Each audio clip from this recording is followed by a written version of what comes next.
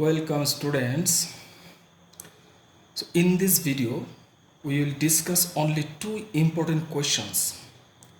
After that we will go to the new topic of the chapter in the next video. So give attention to the class. So see the question first. Very simple question. You see the question first.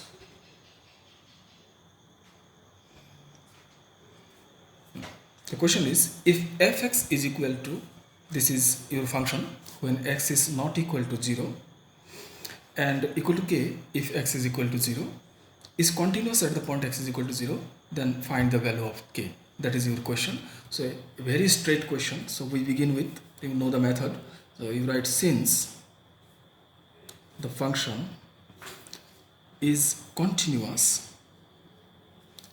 at x is equal to 0, therefore, so the main condition of a continuous function is the limit value, that is limit x tends to 0, fx should be equal to the function value at the point 0, so f0. So that is implies limit of x tends to 0 and function is, you know that function, this is your function, so we put that value. It is cos square x minus sin square x minus 1 divided by root over x square plus 1 then minus 1 is equal to f0. This is the functional value, and f0, whenever x is equal to 0, you see the definition of the function given, x is equal to 0, then fx is equal to k. So we are to substitute k here, and so that is implies limit of x tends to 0. You know that cos square x minus sin square x, you have a problem, you have a formula. Cos square x minus sin square x is cos of twice x then minus 1 divided by root over x square plus 1 then minus 1 is equal to k. That is implies limit of x tends to 0. So we have a formula. You see the formula, 1 minus cos twice x, this is equal to 2, this is equal to 2 sin square x, you know that formula, and so cos twice x minus 1 will be equal to minus 2 sin square x divided by, this term remains same, equals to k. Now you see, if a question involves any root over sign, then the method was to multiply the numerator and denominator by the conjugate of this one. So this sin square x is already here, then into the conjugate of this term is, conjugate of the denominator is root over x square plus 1, then plus 1 is to be multiplied here, divided by, it is simply root over x square plus 1 minus 1 was already here, and into root over x square plus 1 and plus 1 we are multiplying here is equal to k, and that is implies minus 2 remains same into limit of x tends to 0, this is sin square x into root over x square plus 1 is here divided by, this is a square minus b square formula. So using that formula you will have x square plus 1 then minus 1. Actually root over x square minus plus 1 whole square will give us only x square plus 1, and that is equal to k.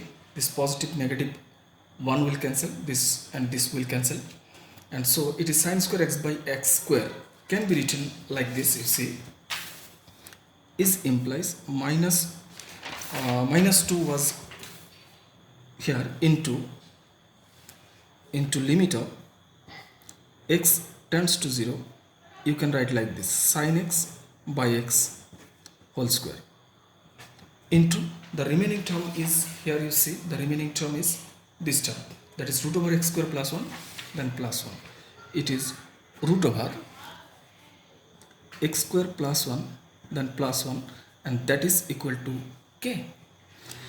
Is implies minus 2 is here, by using the formula of the limit, this result value of this sin x by x is equal to 1, you know that one, so 1 square into, using here x is equal to 0, so you will get only 1 plus 1 because x is 0 is equal to k.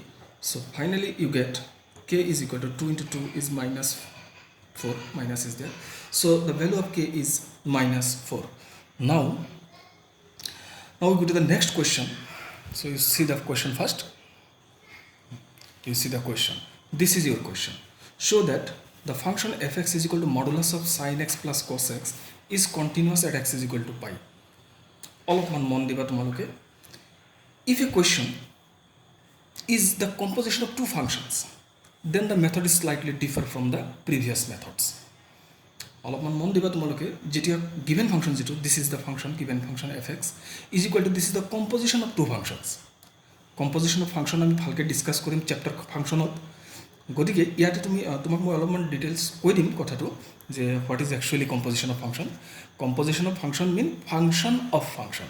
ফাংচনৰ ইনচাইডত আৰু এটা function থাকিলে তাক কয় composition of function. অলপমান touch মই কৰাই দিম তোমালোকক. So' F X is equal to modulus of sine X plus cos X. এইটো ধৰণৰ ফাংচন যেতিয়া থাকে ইয়াৰ মেথডটো slightly differ from the previous methods. অন্যান্য যিবিলাক কুৱেশ্যনছ তোমালোকে কৰিলা সেইবিলাক কুৱেশ্যনত কৰি এইটো কুৱেশ্যনত solution procedure অলপমান different. And again you see, if the point is given, point to দিয়া থাকিলে method to বেলেগ, and if the point is not given, then the method is again slightly different from this method. গতিকে point to দিয়া নাথাকিলে যিটো method আমি সেইটো method পিছত ডিছকাছ কৰিম, ইয়াৰ পিছৰ ছেকশ্যনটোত, চেপ্টাৰটোৰ পিছৰ ছেকশ্যনটোত আমি ডিছকাছ কৰিম. বাট ইয়াতে তোমাৰ পইণ্টটো গিভেন. চ' ইয়াতে সলিউশ্যন প্ৰচিডিউৰটো কৰাৰ আগতে মই কম্পজিশ্যন অফ ফাংচনটো অলপমান কৈ লৈছোঁ. Just composition of function. Composition of function. Composition of function যদি এনেকুৱা থাকে তোমাৰ একদম সিম্পল কিছু, it is generally denoted by, actually if you have two functions, you see, say this set is a, this set is b, and this set is c. If you have the function f is here and z is a function from b to c, f is a function from a to b, z is a function from b to c. Then for x here, ইয়াতে যদি x এটা থাকে, then the image will be generally written as y is equal to, it is fx, you know that. And for this point y, under the function z, it is generally written as z is equal to, it will be g of y, and that is actually is equal to g of y is fx. So we write like this, g of fx, and this is written in short GOF of x, and that means x is the image, z is the image of x bypassing the set b, and it is the function GOF from a to c. So this is simple. Details কথাখিনি আমি chapter function যেটো আৰম্ভ কৰিম তেতিয়া আমি discuss কৰিম. এটো এটা পাৰ্টে আছে ফাংচন চ্যাপ্টাৰটোত, গতিকে তাতে আমি একদম ইন ডিটেইলছ ডিসকাশন কৰিম কম্পজিশ্যন অফ ফাংচন. কিন্তু এইটো কুৱেশ্যনত কম্পজিশ্যন অফ ফাংচনটো প্ৰয়োজন হ'ব, সেইকাৰণে মই এইটো কৈছোঁ. As well you have a theorem given in the previous class, একদম বিগিনিঙৰ ক্লাছটো মষ্ট প্ৰবলি ফাৰ্ষ্ট ক্লাছটোত নিশ্চয় আমি এটা থিয়ৰাম লিখিছিলোঁ, মনত থাকিব লাগে তোমালোকৰ. ইউ হেভ এ থিয়ৰাম, যে এনেকুৱা ধৰণৰ আছিলে থিয়ৰামটো, যে if the function F x is continuous at x is equal to 0 এনেকুৱা আছিলে. if fx is continuous at x is equal to 0, not x equal to 0, at x is equal to a, if fx is continuous at x is equal to a, and g কিছুমানে gx ও লিখে, ইয়াতে gy ও লিখিব পাৰি, gy ও লিখিব পাৰি. so gx is continuous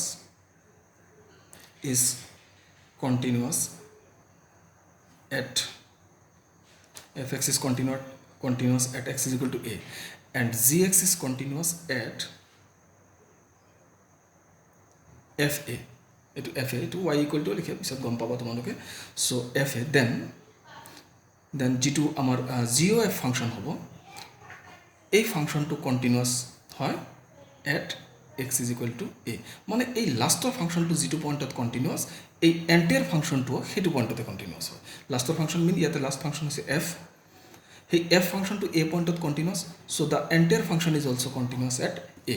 তো এইখিনি কথা আমাৰ এইটো কোৱেশ্যনত দৰকাৰ পৰিব. সো এই থিয়ৰামটো আমি লিখি আহিছোঁ অলৰেডি, আৰু যেটো আমাৰ কম্পজিশ্যন অফ ফাংচন এই কথাটো আমি চেপ্টাৰ ফাংচনত ডিছকাছ কৰিম ডিটেইলছ তো সদ্যহতে তুমি এইখিনি কথা হ'লে আমাৰ এই কুৱেশ্যনটোৰ ডিছকাশ্যন আমি কৰিব পাৰিম চ' নাও come to the solution of the question so' first of all তুমি কি কৰা দ্য গিভেন ফাংচন এইটো লিখি লৈছোঁ আমি given function is fx is equal to মই লিখি ল'লোঁ this is equal to modulus of sin x plus cos x so actually there are two functions এটা হৈছে just sin x plus cos x and second function to হৈছে modulus so this fx is actually the composition of two functions তো মই সেই দুটা functions ধুনীয়াকৈ এটা express কৰি লিখিব লাগিব so লিখিবা এনেকুৱাকৈ let এই ইনসাইডৰ যেটো ফাংচন হেতু fx কোৱা বা gx কোৱা কথা নাই, উল্টা উল্টা হলে একো প্ৰবলেম নাই।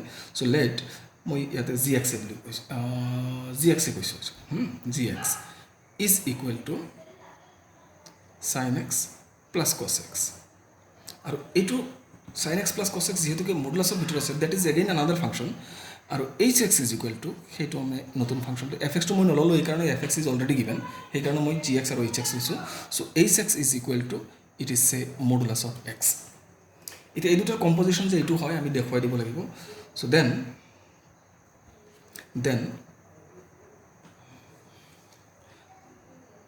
HOG of x কি হয় চাবা is equal to h o2 গুছাই দিলে আমি অলপ আগত আলোচনা কৰি আহিছিলোঁ এই ইয়াতে o2 গুছাই দিলে ওপৰৰ লাইনটো লিখিব পাৰি। সো ইয়াতে মই লিখিম h of gx and that is equal to h of gx. Now see the definition of hx function. Hx function is modulus of x. গতিকে h of x to যদি gx replace কৰি দিয়া যায় তেতিয়াহলে ইয়াতেও gx আহি যাব। So it is actually equal to modulus of gx.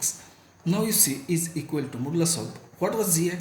gx was sin x plus cos x. So you write sin x plus cos x. So finally এইটো মানে fx নহয় জানো, this is fx. So therefore মই কি লিখিব পৰা হৈছে যে therefore fx is actually equal to HOG of x. তাৰ মানে এইটো হৈছে fx টো হৈছে composition of two function h and g। এতিয়া মই কি কৰিম এই h আৰু g সেপাৰেটলি কন্টিনিউয়াস বুলি প্ৰুভ কৰিম আৰু কৰি পেলাই আমি সেই থিওৰামটো এপ্লাই কৰিম। h আৰু g সেপাৰেটলি কন্টিনিউয়াস বুলি প্ৰুভ কৰিম, কৰি পেলাই এই থিওৰামটো আমি এপ্লাই কৰিম। সো নাও তুমি লিখিবা এনেকুৱাকে। So now to prove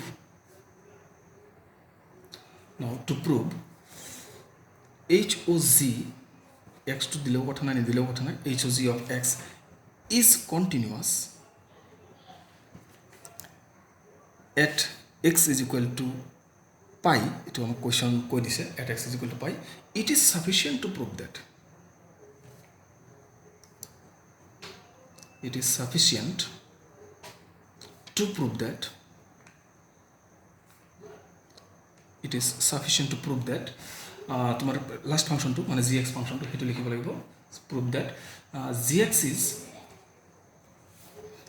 continuous লিখিব লাগিব আমি gx is continuous at a given point at x is equal to pi and আৰু এটা ফাংশন কি থাকিল মোৰ hx and hx is continuous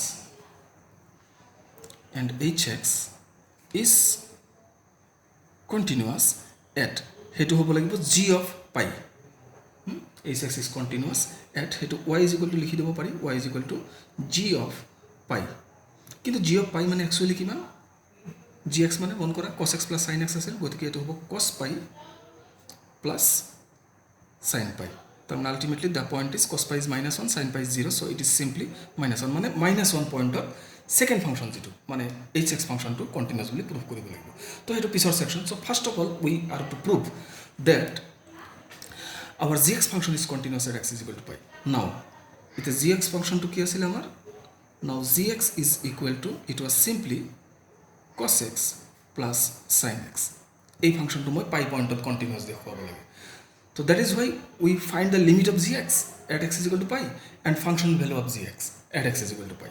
So therefore simple limit উলিয়ালে হ'ব, তুমি এটো left hand right hand to necessary নহয়, ইউ মে অলছ' ৰাইট, সেইটো উলিয়াব পাৰা তুমি যদি ইচ্ছা কৰা যে I will find the left hand and right hand limit, then you can approach in that way also', কিন্তু বেছি মানে কম্পালচৰি নহয়। So' X tends to pi, function is gx will be is equal to limit of x tends to pi, the function is here cos x plus sin x, this is equal to, apply the limit, so simply cos pi plus sin pi, and so that is equal to minus 1, that is equal to minus 1. So limit of gx function at x is equal to pi, আমি দেখা পেলো this is minus 1, and functional value G ফাংশনের ভ্যালুটো হ'ব functional value G পাই, এইটো already আমি গমেই পাইছোঁ, G pi is also' minus 1, ইয়াতে গম পাইছোঁ G pi is equal two minus 1.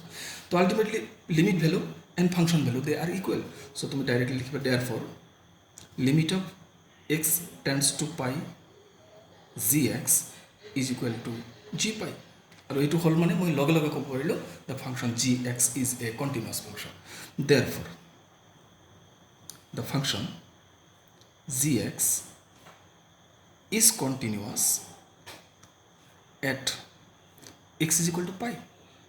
So this is the first part of the problem, প্রথম পার্টটো আমার কমপ্লিট হল। এতিয়া মই hx ফাংশনটো কন্টিনিউয়াস বুলি প্রুভ কৰিম। সো নাও hx বুলি নলবা, কাৰণ অলৰেডি x টো এপ্লাই হৈ গৈছে, আৰু ইয়াতে আৰু এটা কাৰণ আছে hx টো কিয় ল'ব নোৱাৰি, তাৰমানে h টো এইটো এয়াৰে পইণ্ট, তাৰমানে এই জায়গাত থকা বস্তুটো আমাৰ জি ফাংশনটো ইয়াতে আছে, আমাৰ যিটো প্ৰব্লেম ইয়াতে জিটো ইয়াতে আছে, এইচটো ইয়াতে আছে, গতিকে জি ফাংশনটোৰ যিটো ইমেজ সেই পইণ্টটো তুমি লৈ লাগিব। তো জি ফাংশনটোৰ ইমেজটো জি এক্স, তো জি এক্সটোতো আমি পালোঁ অলৰেডি, এতিয়া এইচ এক্সটো নিলিখে এইচ ৱাই লিখিব, এইটো যিহেতু এইচ, গতিকে এইচ ৱাই ইজিকুৱেলটো লিখিব লাগিব মই, তো সেইকাৰণে এইচ ৱাই লিখিলে বেটাৰ। এক্সেদি কৰিব পাৰি কিন্তু অলপ ক্ৰিটিকেল হ'ব, অসুবিধাও হ'ব তোমাৰ, চ' আমি ৱাই দি কৰিম। So now limit মোৰ পইণ্টটো হৈছে y টেন্স টু কি হ'ব লাগিব -1 পইণ্ট, ফাংচন ইজ gy নহয় hy, ফাংচন ইজ hy, ইয়াৰ লিমিটিং ভ্যালুটো আমি চাম, this is equal to limit of y tends to -1, hy is equal to কিমান হ'ব, অলৰেডি আমি লৈছিলোঁ যে hx is equal to mod x, গতিকে hy ইজ ইকুৱেল টু হ'ব mod y, hy is equal to mod y, but y is a negative number, therefore mod y is replaced by -y, but directly put করে দিব পারা, অসুবিধা একো নাই। So that is implies using the value of y, so minus is already here, then -1 will be equal to 1, গতিকে আমি দেখা পালো যে limiting value of h function is 1, and এতিয়া মই ইয়াৰ ফাংশনাল ভ্যালুটো উলিয়াম। তো এইচ অফ পইণ্টটো কি এইটো লক্ষ্য কৰিবা, পইণ্টটো হৈছে জি পাই, তো এইচ অফ ইয়াতে মই লিখিব লাগিব G pi is equal to H of G pi, যেতিয়া ল'ম মই is equal to H of G পাইৰ ভ্যালুটো অলৰেডি পাইছিলোঁ মই, that is -1, and H of -1 is simply modulus of -1, and that is equal to 1, গতিকে আমি দেখা পালোঁ limit value was 1 and function value is also 1, therefore তুমি লিখিবা limit of y tends to -1 hy is equal to h of g pi, এইটো অলপ ভালকে বুজাৰ কাৰণে তুমি y টো ৰিপ্লেস কৰি দিয়া, that is implies limit of y was what actually, y was gx tends to -1 ঠাইত মই জি পাই লিখিব পাৰোঁ, আৰু ফাংচন হৈছে H Y is equal to H ৱাইটো ৰিপ্লেচ কৰি দিয়া, ফাংচনটো হৈছে এইচ অফ ৱাইৰ প্লেছত তুমি ফাংচনটো পুট কৰি দিবা, that was G x is equal to, right চাইডটো চাবা এইচ অফ জি পাই, চোৱাচোন এতিয়া হৈছে নে নাই, gx tends to g pi, h of gx is equal to h of g pi, মানে যেটো x থাকে সেই জায়গাটোত ইয়াতে x ৰ জায়গাটোত এই লিমিটিং ভ্যালুটো পুট কৰি যায়, এটো পুট হৈ গল, x ৰ জায়গাটোত তুমি অলপমান লক্ষ্য কৰিবা, ইয়াতে x ৰ জায়গাটোত ইয়াতে x ৰ যেটো জায়গা এটা আমাৰ জেনাৰেলি লিমিটেড থাকে x tends to something, so ইয়াতে G X tends to something আছে তো এইচ অফ এইটো এক্স বুলি ভাবিবা H of X is equal to H of A এইটো এ বুলি ভাবা so this is the condition of continuity of the function H গতিকে মই লিখিম দেয়াৰফৰ একদম ডাইৰেক্টলি লিখিবা এইচ ইজ কণ্টিনিউৱাছ বা এইচ এক্স ইজ কণ্টিনিউৱাছ লিখিব পাৰা therefore H X is continuous at কোনটো পইণ্টত কণ্টিনিউৱাছ ক'লা কোৱা মোক এট জি পাই এতিয়া সেই থিয়ৰমটো মন কৰা যিটো ফাৰ্ষ্ট ফাংচন সেইটো যিটো পইণ্টত কণ্টিনিউৱাছ হৈছে তো টোটেল ফাংচনটো তুমি লক্ষ্য কৰিবা last function was continuous at পাই আৰু তাৰ আগৰ ফাংচনটো কণ্টিনিউৱাছ হৈছে জি পাই তো টোটেল ফাংচনটো কণ্টিনিউৱাছ এট পাই মানে শেষৰ ফাংচনটো য'ত কণ্টিনিউৱাছ টোটেল ফাংচনটো তাতেই কণ্টিনিউৱাছ তো H X is continuous at G pi therefore we can